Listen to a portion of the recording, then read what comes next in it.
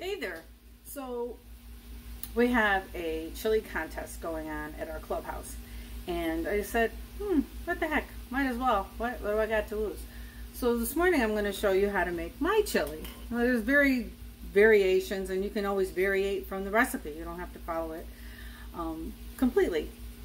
So right now what I'm doing is I'm sauteing some onions and some green peppers and 3 pounds of ground beef. And I will show you that right now. So what I'm going to do right now is add the other pound of ground beef. And what I do is I just kind of take it apart with my hands, and then once it starts to cook, then I get a fork and I pound it down, and then I get my handy dandy Pampered Chef tool and smash it down some more. But 3 pounds in this pan is going to take a little while to brown. So that's what I'm doing right now.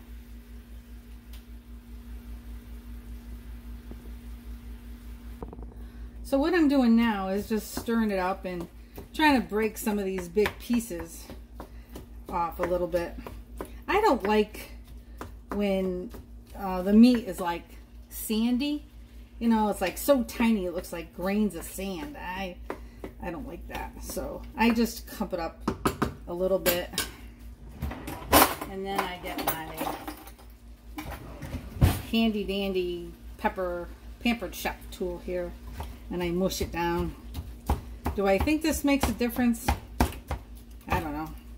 But you know, I bought it because I went to a den, had to buy something. They talked really good about it, so you decide for yourself. So I will be right back.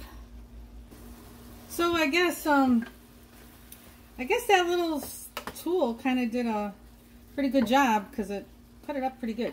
So it said to drain any fat. I use 93% ground beef, so I don't really have a lot of fat, and I'm just going to leave it in there, whatever I have. It's not much, and if it rises to the top, then I'll get rid of it later. So now I'm just going to add all my ingredients. I like to use Goya beans because I found that Goya fills them to the rim. There's not like this much of water or whatever it is on top. And I just kind of add that whole thing in there. So I'm going to add a can of beans to my chili. And then I'm going to add, it calls for salsa.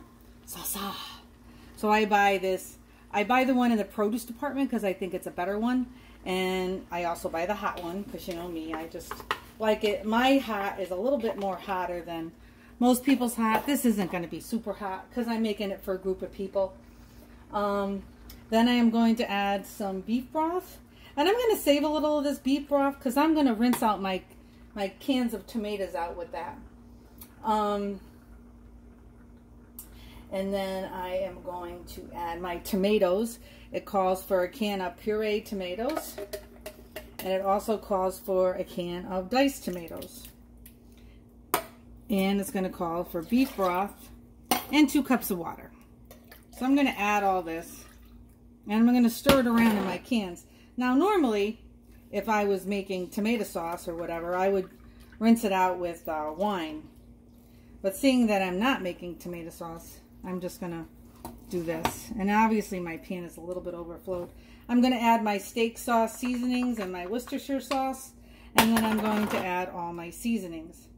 And I'm going to mix this all together. And I'm going to let it cook for 30 minutes. And then we will be back and I will let you know how my chili is.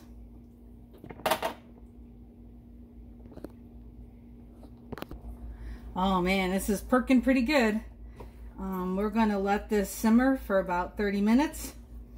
And we're going to watch our... Right now it's kind of soupy, but it may... it's going to boil some of that off, and we always have some reserve if I need to make it a little more like soup. But I kind of like my chili a little thick, so we'll see what's going to happen. So my chili's doing pretty good. And now comes the taste test. So here I go.